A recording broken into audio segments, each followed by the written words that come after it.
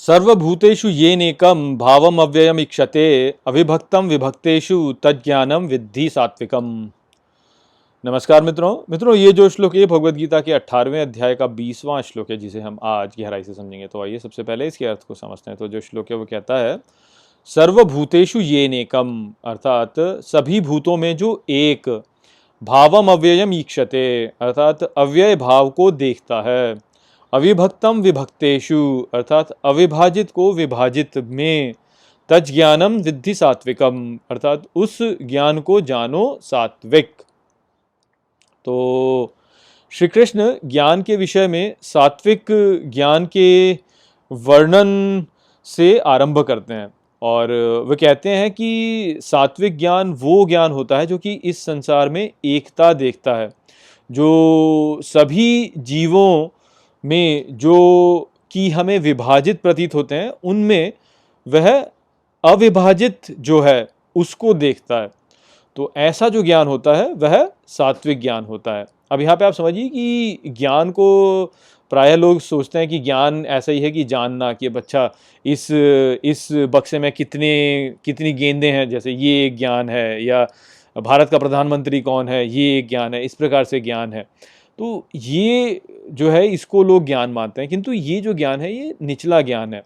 यहाँ पे श्री कृष्ण जिस ज्ञान के विषय में कह रहे हैं वह उच्चतम ज्ञान है, जो कि हमारे दृष्टिकोण को बताता है कि इस संसार को देखने का हमारा दृष्टिकोण क्या है। वो ज्ञान जो है, वो ज्ञान के विषय में यहाँ पे श्री कृष्ण कह रहे हैं कि जो ऐसा ज्ञान होता है जो कि संसार को एक देखता है, जो संसार में एकता को देखता है, वह सात्विक ज्ञान होता है।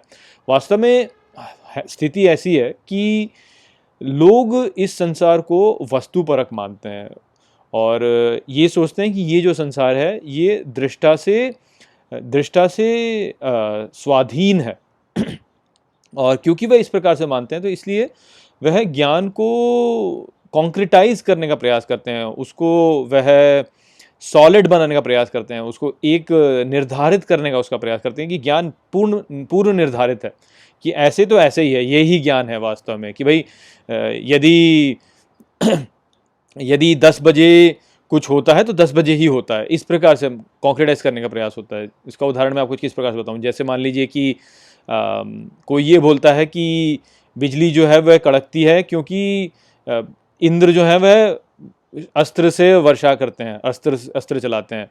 तो बस इसी को मान लिया, इसी को ज्ञान मान लिया, तो ये ही ज्ञान है इसको, और इसी को संपूर्ण सत्य मान लेना, तो ये ज्ञान मान लेते हैं लोग, जबकि वास्तव में ये ज्ञान नहीं है, ये केवल एक दृष्टिकोण है। दूसरा दृष्टिकोण वैज्ञानिक दृष्टिकोण भी है कि भाई जब बादलों में चार्ज उत्पन्न होता है तो उसके बीच में एक विद्युत बहाव होता है जिस कारण से बिजली कड़कती है, तो ये भी एक ज्ञान है। अब कोई बोले कि यही है तो इसको भी आप बोलोगे कि इसको भी मैंने कॉन्क्रिटाइज कर दिया, एक ही कर दिया, तो ये ज्ञान नहीं है, ये केवल दृष्टिकोण है। किंतु इस दृष्टिकोण को किस प्रकार से निर्धारित किया जाएगा, उस ज्ञान के विषय में श्री कृष्ण यहाँ पे कह रहे हैं। तो ये उचला ज्ञान है कि आप संसार को किस दृष्टिकोण से देखते हैं।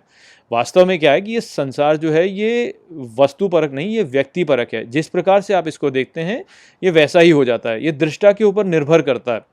दृष्टा जिस प्रकार से सृष्टि को देखेगा, सृष्टि उसी प्रकार से हो जाएगी। इसीलिए कहते हैं कि दृष्टि बदल दीजिए तो सृष्टि बदल जाती है। तो अपना दृष्टिकोण में यदि आप परिवर्तन कर देंगे तो सृष्टि में भी परिवर्तन हो जाएगा। इस ज्ञान के विषय में यहाँ पे श्री कृष्ण कह रहे हैं कि इसमें जो ज्ञान ऐसा है जो कि इस संपूर्ण सृष्टि में एकता देखता है, वह ज्ञान सात्विक है। यदि हम हमारे संसार को देखने का दृष्टिकोण में परिवर्तन कर दें तो सृष्टि में परिवर्तन हो जाएगा। तो इससे क्या अर्थ हम निकाल सकते हैं, इससे यही अर्थ हम निकाल सकते हैं कि यदि हम अपने दृष्टिकोण को अच्छा कर लें तो हमारे लिए जो संसार होगा वह भी अच्छा हो जाएगा। अर्थात यदि हम सर्वोच्च दृष्टिकोण से इस संसार को देखते हैं तो हमारे जीवन में शांति आ जाएगी। अब क्योंकि सात्विक गुण जो है वह अच्छे से जुड़ा हुआ है, वह अच्छे से संबंधित है, तो इसलिए जो ऐसा दृष्टिकोण होगा जो कि हमारे जीवन में कल्याण लेकर के आएगा, वैसा दृष्टिकोण ही सात्विक दृष्टिकोण होगा। तो अब इसके द्वारा आप समझिए कि देखिए हमारे संसार में, हमारे जीवन में हमारे लिए जो समस्याएं उत्पन्न होती हैं वह इसीलिए उत्पन्न होती हैं क्योंकि हम स्वयं को इस संसार से पृथक मानते हैं और फिर पृथक मान करके हम इस संसार को नियंत्रित करने का प्रयास करते हैं अपने पृथकत्व में।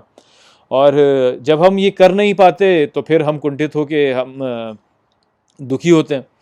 तो ये ही तो हमारी समस्या का कारण है। तो कल्याण प्राप्त करने का जो उपाय है हमारे लिए वो यही है कि हम स्वयं को इस संसार से पृथक ना मानें। यदि हम स्वयं को संसार से पृथक नहीं मानते हैं, तो उस स्थिति में हम स्वयं को सब में उपस्थित देखेंगे और सबको स्वयं में उपस्थित देखेंगे।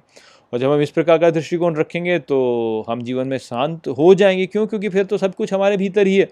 तो हम फिर सबको स्वीकार करने में सक्षम हो पाएँगे।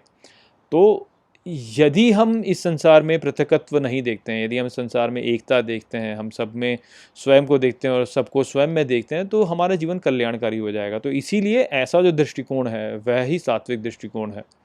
तो श्री कृष्ण उसी को लेकर के यहाँ पर कह रहे हैं कि वो ज्ञान जो कि इस सृष्टि में एकता देखता है, जो कि अविभाजित को देखता है, जो भूत हैं वह विभाजित हमें प्रतीत होते हैं, किंतु उनमें जो अविभाजित है, जो उसको देखता है, वैसा दृष्टिकोण वाला जो व्यक्ति है, वह ही वास्तव में सात्विक ज्ञान वाला व्यक्ति है।